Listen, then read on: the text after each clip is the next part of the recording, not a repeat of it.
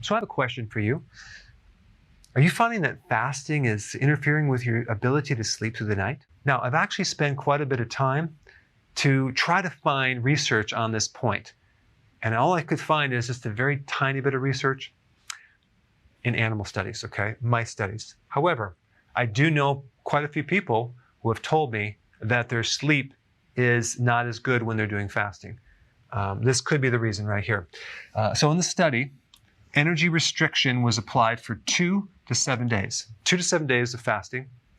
And what they found is it decreases nocturnal, that means at night, secretion of melatonin. This is the hormone that helps you sleep, by 20%. So if you're finding that when you're putting your pet mouse on a fasting program and they're not sleeping, you want to do 2 things. And I'm being very sarcastic. You can actually apply this to yourself as well.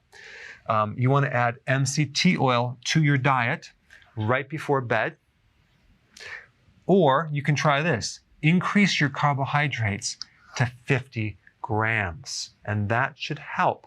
Maybe add more berries, something like that.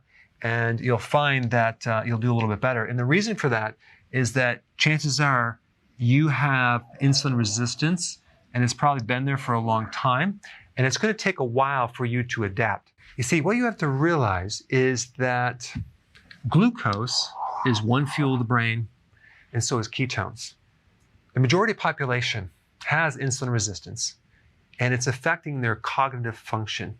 And we don't know exactly, but it's almost as if the blood-brain barrier gets insulin resistance, okay? And what happens is the cells of the brain don't get the glucose. And so when you have an Alzheimer's patient, what's really happening with the neurons is it's starving of glucose. And that's what happens when you have insulin resistance. And guess what is in the brain?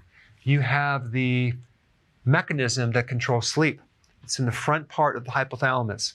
It's called the suprachiasmatic nucleus. Not that you need to know that, but anything in the brain is going to be affected when you have insulin resistance.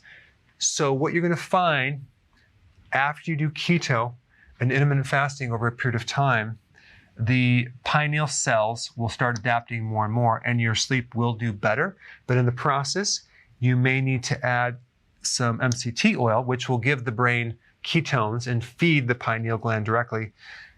Or you can actually just increase your carbs a little bit more and see which one works for you. Now, if you haven't seen my video on all the different ways to stimulate melatonin, that might be a good video to watch next. I put it right here on the screen and a link down below.